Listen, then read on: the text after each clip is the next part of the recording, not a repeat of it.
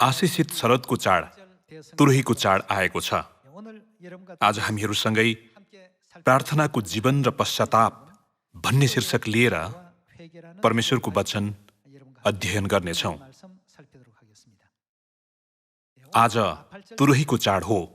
प्रायश्चितको दिनभन्दा 10 दिन अघि पवित्र पात्र अनुसार 7औं महिनाको पहिलो दिनमा तुरही फुकेर मान्ने चाडको रूपमा परमेश्वरले यो तुरहीको चाड तोकिदिनु भएको हो। यो चाडमा मानिसहरूले वर्षभरि गरेका आफ्ना सम्पूर्ण पाप र अधर्महरू परमेश्वरको सामु स्वीकारेर पश्चाताप गर्दै प्रायश्चितको दिनको लागि तयारी गर्छन्।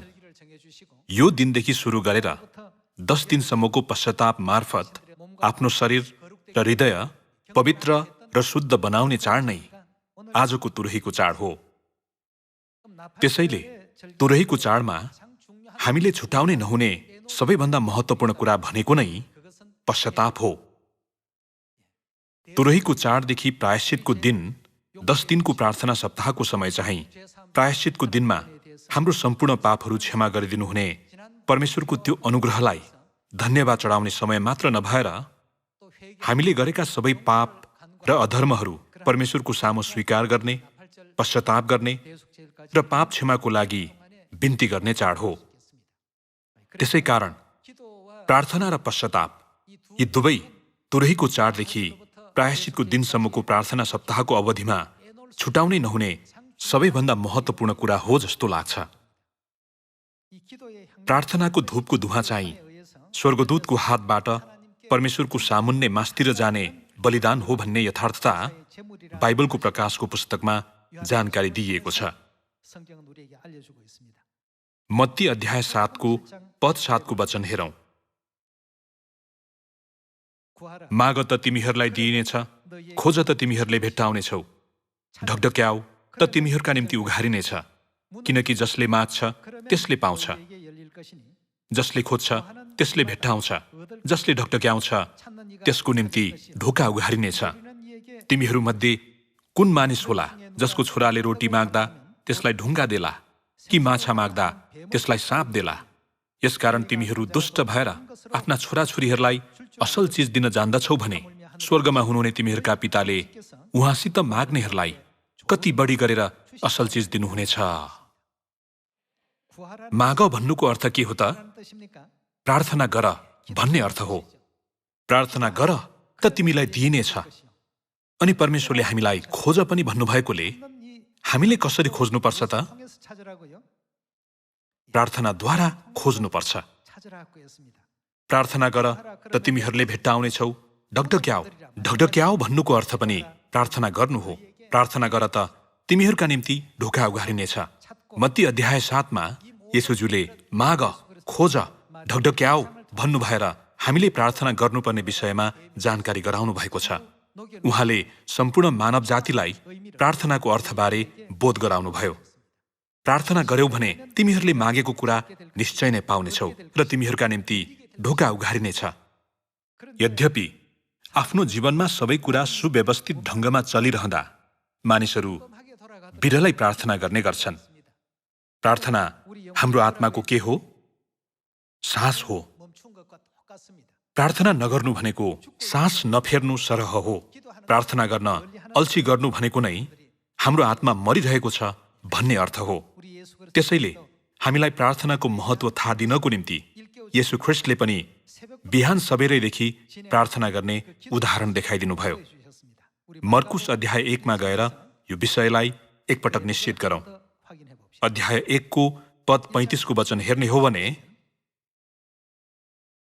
बिहान उज्यालो हुनभन्दा धेरै अघि उठेर उहाँ बाहिर एकान्त ठाउँमा जानुभयो र त्यहाँ के गर्नुभयो त? येशूजुले आफ्नो जीवनभरि नै बिहान उज्यालो हुनभन्दा धेरै अघि उठेर एक दिन पनि नबिराइकन एकान्त ठाउँमा जानुभई प्रार्थना गर्नु भएर हामीलाई स्पष्ट उदाहरण देखाइदिनुभयो।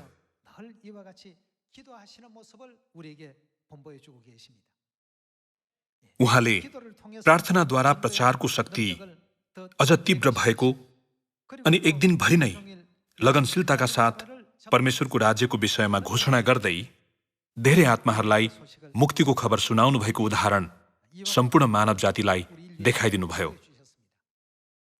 दाजुभाइ तथा दिदीबहिनीहरू, 5-10 मिनटसम्म आवाज निकालेर प्रार्थना गर्दा हाम्रो प्रार्थना शक्तिहीन र प्रार्थना गर्नु चाहिँ केवल आफ्नो इच्छा व्यक्त गरेर समाप्त गर्ने कुरा हो जस्तो लाग्न पनि सक्छ, तर त्यस्तो कदापि होइन। वास्तवमा प्रार्थनामा हाम्रा अनगिन्ती इच्छाहरू पूरा गर्न सक्ने शक्ति छ। त्यसैले परमेश्वरले हामीलाई कसरी प्रार्थना गर्नु भन्नुभएको छ त?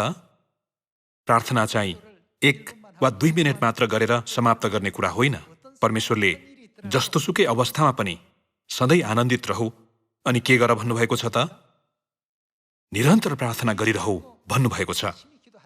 परमेश्वरले हामीलाई नछुटाइकन प्रार्थना गर्न भनी भन्नुभएको छ। हामीले सास फेर्न रोक्यौं भने छटपटी भएर निकै पीडा हुन्छ। सास नफेर्दा हाम्रो शरीरलाई छटपटी भए झैं प्रार्थना गर्न रोक्यौं भने हाम्रो आत्मालाई पनि पीडा हुन थाल्छ। तसर्थ हामीले कसरी प्रार्थना गर्नुपर्छ होला? हामीले निरन्तर प्रार्थना गर्नुपर्छ।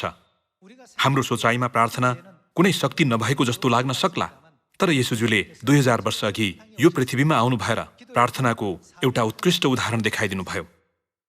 प्रार्थनामा परमेश्वरको महान शक्ति कतिको हुन्छ भन्ने विषयमा हामी एकपटक मर्कुस अध्याय 9 को वचन हेरौं। मर्कुस अध्याय 9 को पद 17 को वचन सँगै हेर्नेछौं।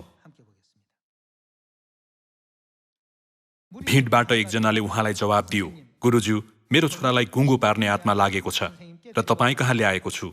जब यसले मेरो छोरालाई पक्रन्छ, त्यसलाई भुइँमा पछार्छ र त्यसले मुखबाट फिँच काट्छ र त्यसले दारा किट्न लाग्छ र त्यो अरट्ठै पर्छ। मैले तपाईँका चेलाहरूलाई त्यो भूतात्मा निकालिदेऊन् भनी बिन्ती गरेँ, तर तिनीहरूले सकेनन्। तब उहाँले तिनीहरूलाई जवाब दिनुभयो, ए अविश्वासी पुस्ता, म कहिलेसम्म तिमीहरूसँग रहँला? तिमीहरूलाई कति सहु, त्यसलाई म कहाँ ल्याऊ। तिनीहरूले त्यस केटालाई उहाँ कहाँ ल्याए। येशूलाई देख्ने बित्तिकै त्यस आत्माले केटालाई लछार पछार पार्यो र त्यो भुइँमा पछारिएर फिँच काट्दै लडीबडी गर्न लाग्यो। उहाँले त्यसका बाबुलाई सोध्नुभयो, कहिलेदेखि यसलाई यस्तो भएको हो? तिनले भने, बाल्यकालदेखि नै। यसलाई नाश गर्न त्यस आत्माले घरिघरि यसलाई आगो र पानीमा पनि फालेको छ। यदि तपाईँले केही गर्न सक्नुहुन्छ भने दया गरी हामीलाई मद्दत गरिदिनुहोस्। येशूले तिनलाई भन्नुभयो, तपाईँले सक्नुहुन्छ भनी के भनेको? विश्वास गर्नेको लागि त सबै कुरा सम्भव छ। हामीले परमेश्वरको शक्तिमा विश्वास गर्नुपर्छ। प्रार्थना गर्दा पनि हामीले विश्वासका साथ प्रार्थना गर्नुपर्छ नि, होइन र? पद 24 मा, तब झट्टै केटाको बाबुले कराएर भने, म विश्वास गर्दछु, मेरो अविश्वासमा मलाई सहायता गर्नुहोस्। तब भिड एकसाथ दगुरी आएको देखेर उहाँले त्यस अशुद्ध आत्मालाई यसो भनेर हप्काउनुभयो, ए गुङ्गो र बहिरो आत्मा, म तँलाई हुकुम गर्दछु, त्यसबाट निस्केर आइज र फेरि कहिल्यै त्यसभित्र नपस। अनि चिच्याएर त्यस केटालाई साह्रै लछार पछार पारी त्यो आत्मा निस्क्यो र त्यो केटो मुर्दासरी भयो। यहाँसम्म कि धेरैले त त्यो मरेछ भनी ठाने। तर येशूले त्यसको हात समातेर त्यसलाई जुरुक्क उठाउनुभयो र त्यो उठ्यो। अनि जब उहाँ घरमा जानुभयो, तब उहाँका चेलाहरूले गुप्तमा उहाँलाई यसो भनी सोधे, हामीले त्यसलाई किन निकाल्न सकेनौं? उहाँले तिनीहरूलाई भन्नुभयो, यस किसिमको चाहिँ प्रार्थनाले बाहेक अरू कुनै उपायले धपाउन सकिँदैन। परमेश्वरले यी सबै शक्ति र अधिकार प्रार्थना बिना कदापि प्रकट हुँदैन भनेर स्पष्टसँग जानकारी दिनुभयो। निश्चय नै चेलाहरूले पनि त्यो समयमा धेरै प्रार्थना गरेका हुनुपर्छ।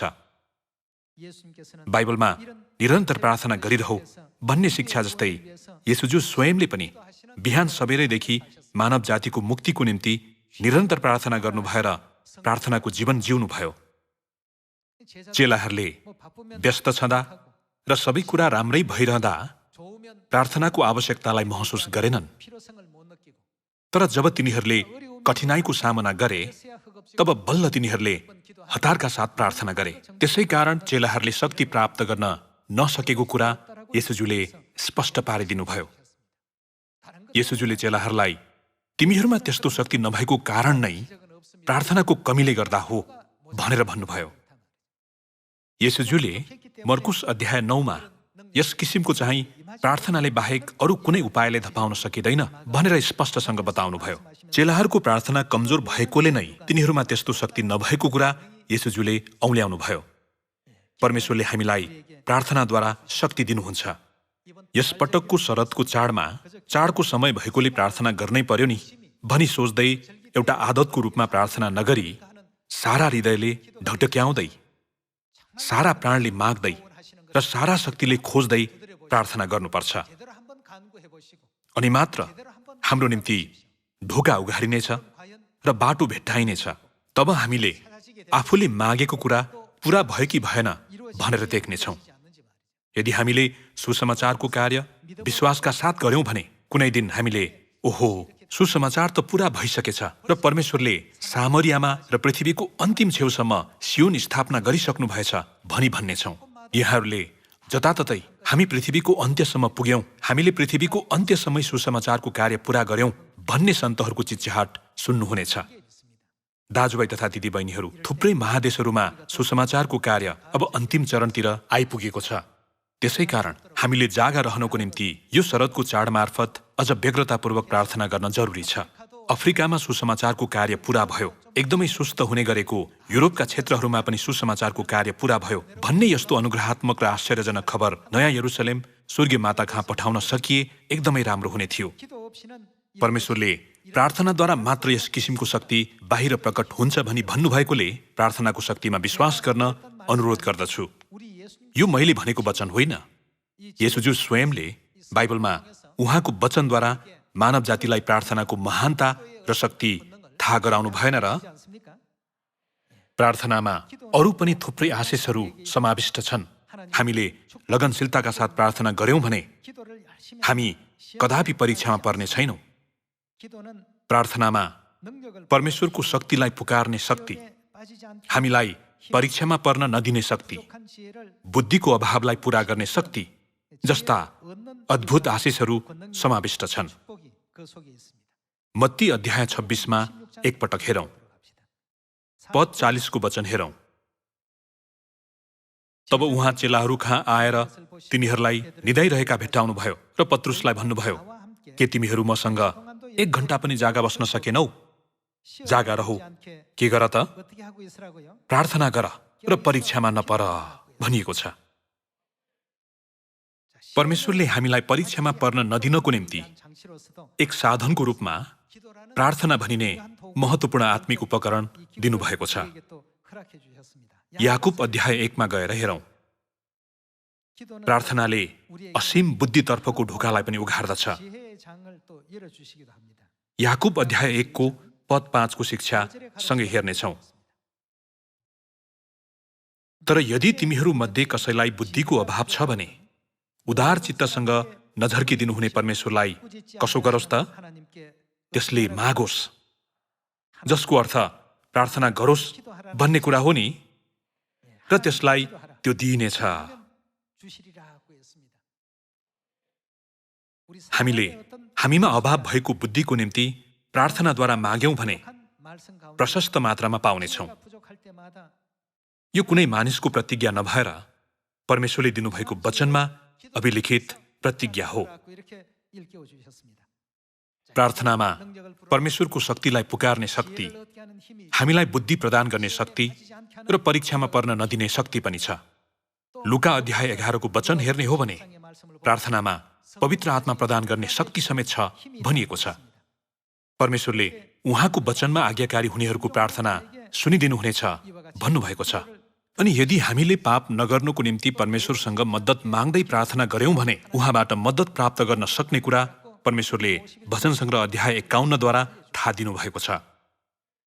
यो युगमा मानिसहरू एकदम व्यस्त जीवन जिरहेका छन्। मानिसहरू आफ्नो रोजगार र आफ्नो व्यक्तिगत मामिलामै व्यस्त छन्। उनीहरूसँग आफ्नो बारेमा सोच्ने फुर्सद समेत छैन। परमेश्वरलाई यो कुरा पहिल्यै थाहा भएकोले उहाँले 3500 वर्ष अघि नै यी चाडहरू नियुक्त गरिदिनु भएर हामीलाई तुरहीको चाडदेखि प्रायश्चितको दिनसम्म आफैलाई फर्केर हेर्दै प्रार्थना गर्ने समय पर्याप्त मात्रामा दिनुभयो।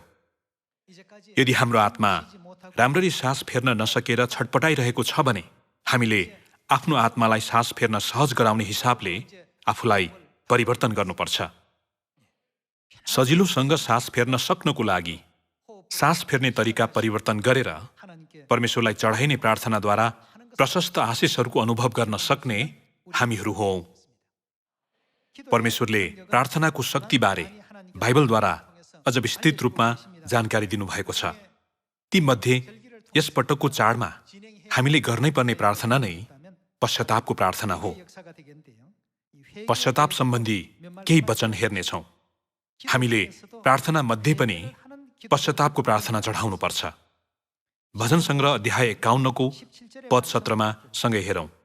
अध्याय 51 को पद 17 मा, तोडिएको आत्मा नै परमेश्वरको निम्ति बलिदान हो। हे परमेश्वर, तोडिएको र पश्चातापी हृदयलाई तपाईँ के गर्नुहुन्न त? तिरस्कार गर्नुहुन्न भनिएको छ। तोडिएको र पश्चातापी हृदय एक शब्दमा भन्नुपर्दा यो नै पश्चाताप हो। परमेश्वरले पश्चातापको बलिदानलाई कदापि तिरस्कार गर्नुहुन्न भनिएको छ। भजन संग्रह अध्याय 7 को पद 11 को वचन हेर्नेछौँ। अध्याय 7 को पद 11, परमेश्वर निष्पक्ष न्यायाधीश हुनुहुन्छ, जुन परमेश्वरले प्रतिदिन आफ्नो क्रोध व्यक्त गर्नुहुन्छ। यदि मानिसले पश्चाताप गरेन भने त उहाँले आफ्नो तरबारमा सान लाउनुहुनेछ, उहाँले आफ्नो धनुमा ताँदो चढाउनुहुनेछ। बाइबलमा मानिसले पश्चाताप गरेन भने त परमेश्वरले आफ्नो तरबारमा सान लगाउनुहुन्छ भनिएको छ। परमेश्वरले किन आफ्नो तरबारमा सान लाउनुहुन्छ त? पश्चाताप नगर्ने मानिसलाई नष्ट गर्नको निम्ति। अनि यदि हामीले पश्चाताप गरेनौं भने हामीलाई प्रहार गर्न परमेश्वरले आफ्नो धनुमा ताँदो चढाउनुहुन्छ भनेर भनिएको छ। यसरी परमेश्वरले पश्चाताप नगर्ने मानिसहरूमाथि प्रतिदिन आफ्नो क्रोध व्यक्त गर्नुहुन्छ। यदि मानिसले पश्चाताप गरेन भने त उहाँले आफ्नो तरबारमा सान लाउनुहुनेछ, उहाँले आफ्नो धनुमा ताँदो चढाउनुहुनेछ। पद 13 मा, उहाँले आफ्ना घातक शस्त्रहरू तयार पार्नु भएको छ, उहाँले आफ्ना काँडहरूलाई अग्निबाण तुल्याउनुहुन्छ। जसको कल्पना दुष्टताले पूर्ण छ र उपद्रवी सोच्दछ, त्यसले भ्रमलाई जन्म दिन्छ। जसले खनेर एउटा खाल्डो बनाउँछ, त्यसले खनेको खाल्डोभित्र त्यो आफै जाकिन्छ। बाइबलमा परमेश्वरले पश्चाताप नगर्ने मानिसहरूमाथि आफ्नो क्रोध व्यक्त गर्नुहुन्छ भनिएको छ। त्यस्ता मानिसहरूका निम्ति उहाँले आफ्नो तरबारमा सान लाउनुहुन्छ अनि आफ्नो धनुमा ताँदो चढाउनुहुन्छ भनिएको छ। बाइबलमा उल्लेखित पश्चातापको अर्थलाई संक्षिप्तमा भन्नुपर्दा, पश्चाताप गर्ने व्यक्तिको जीवन चाहिँ एक दिन जिए पनि 1000 वर्ष जिए सरहको जीवन हो भन्ने कुरा हामीले बुझ्न सक्छौं। अनि बाइबलमा पश्चातापको जीवन जिउने मानिसहरूलाई मृत्युबाट जीवित भएकाहरूको रूपमा पनि वर्णन गरिएको छ। पश्चाताप गरेमा हामीलाई यस्तो अनुग्रहपूर्ण जीवनको ग्यारेन्टी गरिएको छ। त्यसैकारण येशूजुले यस पृथ्वीमा आउनु भएर 30 वर्षको उमेरमा बप्तिस्मा लिनु भए पश्चात सारा संसारलाई प्रचार गर्नुहुँदा भन्नुभएको पहिलो वचन नै पश्चाताप सम्बन्धी थियो नि, होइन र? पश्चाताप गर, किनभने स्वर्गको राज्य नजिक आएको छ। यसअघि तिमीहरूले मृतकको जीवन जिरहेका थियौ, तर अब चाहिँ तिमीहरू जीवित मानिसको रूपमा जिउनेछौ। त्यसैकारण पश्चाताप गर। पश्चातापमा कति सुन्दर, अनुग्रहात्मक र मूल्यवान अर्थ रहेको छ भन्ने कुरालाई मनन गर्दै हामी लुका अध्याय 15 को पद 11 को वचन सँगै हेर्नेछौँ। उहाँले भन्नुभयो, कुनै मानिसका 2 छोरा थिए। कान्छो चाहिँले बाबुलाई भन्यो, पिताज्यू, मेरो भागमा पर्ने धन सम्पत्तिको हिस्सा मलाई दिनुहोस्। तब तिनले आफ्नो सम्पत्ति तिनीहरूलाई बाँडिदिए। धेरै दिन बित्दा नबित्दै सबै धन सम्पत्ति बटुलेर कान्छो छोरो टाढा देशमा गयो र त्यहाँ भोगविलासमा आफ्नो सम्पत्ति उडायो। त्यसले सबै रुपैयाँ पैसा खर्च गरिसकेको थियो। त्यसै बेला त्यस देशमा ठूलो अनिकाल पर्यो र त्यसलाई अभाव हुन थाल्यो। त्यो गयो र त्यस देशको एकजना नागरिक कहाँ त्यसले काम माग्यो। उसले त्यसलाई आफ्नो खेतमा सुँगुरहरू चराउन पठायो। सुँगुरले खाने चारोले त्यसले आफ्नो पेट भर्न चाहन्थ्यो अनि कसैले त्यसलाई केही दिँदैन थियो। जब त्यसको चेत खुल्यो, त्यसले भन्यो, मेरा बाबुका धेरै ज्यालादारी चाकरहरू भरपेट खाएर उबार्ने गर्छन्, तर म चाहिँ भोकले मरिरहेछु। म उठेर आफ्ना बाबु कहाँ जानेछु र उहाँलाई भन्नेछु, बुबा, मैले स्वर्गको विरुद्धमा र तपाईँको दृष्टिमा पाप गरेको छु। अब उपरान्त म तपाईँको छोरो भनिने योग्यको छैन। मलाई तपाईँका ज्यालादारी चाकरहरूमध्ये एउटा सरह तुल्याउनुहोस्। तब त्यो उठेर आफ्ना बाबु कहाँ गयो। तर त्यो धेरै टाढा छँदा त्यसका बाबुले त्यसलाई देखे र तिनी दयाले भरिए र दौडेर गई त्यसलाई अँगालो हालेर त्यसलाई चुम्बन गरे। छोराले तिनलाई भन्यो, बुबा, मैले स्वर्गको विरुद्धमा र तपाईँको दृष्टिमा पाप गरेको छु। म फेरि तपाईँको छोरो भनिने योग्यको छैन। तर बाबु चाहिँले आफ्ना कमाराहरूलाई भने, झट्टै सबैभन्दा असल वस्त्र ल्याएर यसलाई पहिराइदेऊ, यसको हातमा औँठी र खुट्टामा जुत्ता लगाइदेऊ र पुस्टाइराखेको पशु मार र हामी खाएर आनन्द मनाऊ, किनकि यो मेरो छोरो मरेको थियो, फेरि के भएको छ त? कान्छो छोराले गरेको सबैभन्दा उत्कृष्ट कार्य नै पश्चाताप थियो। पश्चाताप गर्ने निर्णय लिनु अघिको उसको फजुलको जीवन कति पनि अनुग्रहात्मक थिएन। तर उक्त छोराको पश्चाताप पछिको जीवनलाई जोड दिनुहुँदै येशूज्यूले यो दृष्टान्तको वचन दिनुभएको होइन र? येशूज्यूले उक्त छोराको पश्चाताप पछिको जीवनलाई मरेर फेरि जीवित भएको जीवनको रूपमा वर्णन गरिदिनुभयो। दाजुभाइ तथा दिदीबहिनीहरू, हामीले विगतको समयलाई फर्काउन सक्दैनौँ, तर पश्चातापमा यस्तो गहन अर्थ समावेश भएकोले नै हाम्रा सबै अपराधहरू पूर्ण रूपले नाश गर्न सक्ने शक्ति केवल पश्चातापमा छ भन्ने कुरा येशूज्यूले हामीलाई बोध गराइदिनुभयो। तसर्थ पश्चातापको जीवन चाहिँ एक दिन नै जिए पनि 1000 वर्ष जिए सरह हो। यस्तो पश्चातापको मूल्यवान जीवन जिएकाहरूमध्ये योनाको पश्चातापको कार्यबारे एकपटक बाइबलद्वारा हेरौं। योना अध्याय 3 को पद 1 मा, तब परमप्रभुको वचन दोस्रोपल्ट योना कहाँ आयो, त्यस ठूलो सहर निनुवेमा जा र म जे समाचार तँलाई दिन्छु सो त्यहाँ घोषणा गर। योनाले परमप्रभुको वचन पालन गरेर निनुवेमा गए। अब निनुवे एक अत्यन्तै प्रख्यात सहर थियो। त्यो हेर्नलाई 3 दिन लाग्दथ्यो। पहिलो दिन योना सहरभित्र पसे। तिनले यसो भनेर घोषणा गरे, अबको 40 दिनमा निनुवे नष्ट हुनेछ। निनुवेका मानिसहरूले परमेश्वरमा विश्वास गरे। तिनीहरूले उपवासको घोषणा गरे र तिनीहरूका ठूला साना सबैले भाङ्रा लगाए। जब त्यो खबर निनुवेका राजा कहाँ पुग्यो, तब उनी आफ्नो सिंहासनबाट उठे। उनले आफ्नो राजपोसाक फुकाले र भाङ्रा लगाएर खरानीमा बसे। तब उनले निनुवेमा यसो भन्ने घोषणा गरे, राजाको र भारदारको उर्दी अनुसार कुनै मानिस वा पशु, गाई गोरु वा भेडा बाख्रा कसैले केही खानेकुरा नखाओस्, न त केही पियोस्। तर मानिस र पशुले भाङ्रा लगाउन् र परमेश्वरमा पुकारा गरून्। तिनीहरू आफ्ना कुमार्गबाट फर्कुन्। तिनीहरूले गर्ने उपद्रव त्याग गरून्। कसले जान्दछ? परमेश्वरले मन नरम गर्नुहोला र दया गरेर आफ्नो भयानक रिसबाट फर्कनुहोला। यसरी हामी नष्ट हुने छैनौँ। तिनीहरूले के गरे र कसरी तिनीहरू आफ्ना कुमार्गबाट फर्केर आए भन्ने परमेश्वरले देख्नुभयो। तब उहाँलाई दया आयो र तिनीहरूलाई सर्वनाश गर्छु भनी गर्नुभएको धम्की अनुसार उहाँले गर्नु भएन। परमेश्वरको इच्छा सुनेपछि योना निनुवेका मानिसहरूदेखि डराएर परमेश्वरको इच्छा विरुद्ध तर्सेसतिर लागे। परिणामस्वरूप समुद्रमा छाल आएर प्रचण्ड आँधी चल्यो। तब योनालाई एउटा ठूलो माछाले निल्यो। यस्तो सङ्कटपूर्ण अवस्थामा तिनले माछाको पेटभित्र इमानदारितापूर्वक पश्चातापको प्रार्थना चढाए। वास्तवमा तिनी माछाको पेटभित्र एक मृत व्यक्ति थिए। योनाले निनुवेमा गएर सुसमाचार सुनाउने क्रममा मैले आफ्नो ज्यानै गुमाएँ भने पनि यहाँ मर्नु र त्यहाँ मर्नुमा कुनै भिन्नता छैन भनेर सोच्न थाले। यसरी योनाले इमानदारितापूर्वक पश्चाताप गरे पश्चात परमेश्वरले तिनको जीवन एक दिन जिए पनि 1000औं वर्ष जिए सरह हुने गरी मूल्यवान जीवनमा परिणत गरिदिनुभयो। योनाले सुनाएका खबर सुनेपछि निनुवेका 1,20,000 जना मानिसहरूले कसो गरे त?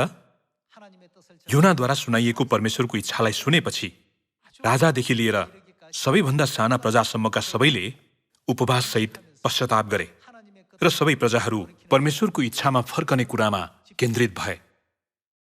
त्यसैले अन्त्यमा परमेश्वरले निनुवेका मानिसहरूमाथि ल्याउनेछु भनेर भन्नुभएको सर्वनाश फिर्ता लिनु भएन र? बाइबलमा अभिलिखित यस्तो चमत्कारपूर्ण इतिहासको पछाडि एकजना अगमवक्ताको पश्चातापी हृदय थियो। हजारौं वर्षमा पनि गर्न नसकिने कार्य योनाले एकै दिनको छोटो अवधिमा गर्न सके। यो वर्षको तुरहीको चाडदेखि सुरु भएको प्रायश्चितको दिनको प्रार्थना सप्ताहको अवधिमा सबै सियोनका परिवारहरूले पूर्ण रूपमा पश्चाताप गर्दै विश्व सुसमाचार पूरा गर्नको निम्ति लगनशीलतापूर्वक प्रार्थना गर्नुभयो भने यो आशिषित असल खबर कुनै अवरोध बिना निश्चय नै सुनाइनेछ भनी म विश्वास गर्दछु। एजिकेल अध्याय 18 को पद 30 को वचनसँग हेर्नेछौँ। हामीले यो चाड मार्फत परमेश्वरको इच्छालाई जानेर निश्चित गर्नुको साथै हामीले किन प्रार्थना गर्नुपर्छ, किन पश्चाताप गर्नुपर्छ भन्ने कुरा पनि सही तरिकाले बुझ्न आवश्यक छ। पश्चाताप बिना हामीले अनन्त स्वर्ग राज्यको तयारी गर्न सक्दैनौँ। स्वर्ग जान चाहने मानिसहरूले तयारी गर्नुपर्ने सबैभन्दा पहिलो कुरा भनेको नै पश्चाताप होइन र? पद 30 को वचन हेरौँ। यसकारण हे इस्राएलका घराना, म तिमीहरू हरेकको न्याय त्यसको चाल अनुसार गर्नेछु। परमप्रभु परमेश्वर भन्नुहुन्छ, के गर त? पश्चाताप गर, आफ्ना सबै अपराधहरूदेखि फर्क, तब तिमीहरूको पाप आफ्नो पतनको कारण हुने छैन। परमेश्वरले पश्चाताप गर, आफ्ना सबै अपराधहरूदेखि फर्क, तब तिमीहरूको पाप आफ्नो पतनको कारण हुने छैन भन्नुभयो। पद 31 देखि लगातार हेरौँ। तिमीहरूले गरेका सबै अपराधहरू त्याग र नयाँ हृदय र नयाँ आत्मा ल्याऊ। तिमीहरू किन मर्छौ हे इस्राएलका घराना? किनभने कसैको मृत्युमा म प्रसन्न हुन्न। परमप्रभु परमेश्वर भन्नुहुन्छ, पश्चाताप गर र के गर? बाँच। परमेश्वरले हामीलाई बचाउन र मुक्ति दिनको निम्ति हामीबाट चाहनुहुने एउटै कुरा नै पश्चाताप होइन र? यसपटकको शरदको चाड मार्फत प्रार्थना र पश्चाताप, यी दुई शब्दलाई आफ्नो हृदयमा गहिरो गरी खोपेर विश्वभरिका सबै सियोनका सन्तानहरूलाई पश्चाताप गराएर परमेश्वर कहाँ फर्काउने आधारभूत जग तयार गर्न सक्ने हामीहरू हौं। स्वर्गीय पिता र स्वर्गीय माताको सहयोग पाएर परमेश्वर कहाँ फर्केर आउन हाम्रा दाजुभाइ दिदीबहिनीहरूका निम्ति सबै सियोनहरू स्थापना भएका छन् भन्ने यस्तो आशिषित खबर सुनाउन सक्ने सबै सियोनका परिवारहरू हुनुहुनेछ भनी आशा गर्दछु। लगनशीलताका साथ प्रचार गरौँ। लगनशीलताका साथ प्रचार गर्नु आफैमा पश्चाताप हो। हामीले अनिवार्य पश्चाताप गर्नुपर्छ। साँचो पश्चाताप गरेका मानिसहरू नै अरू पापीहरूलाई पनि पश्चातापमा डोर्याउनेहरू हुन्। पश्चाताप भन्ने कुरा केवल एक अमूर्त नभएर यसलाई वास्तविकता बनाउनको निम्ति विश्वव्यापी गाउँका सबै मानव जातिलाई पश्चातापतर्फ डोर्याएर ठूलो तुरही फुक्दै यो तुरहीको चाड पवित्र तवरले मान्न सक्नेछौँ भन्ने आशा गर्दै आजको प्रवचन समाप्त गर्दछु। धन्यवाद।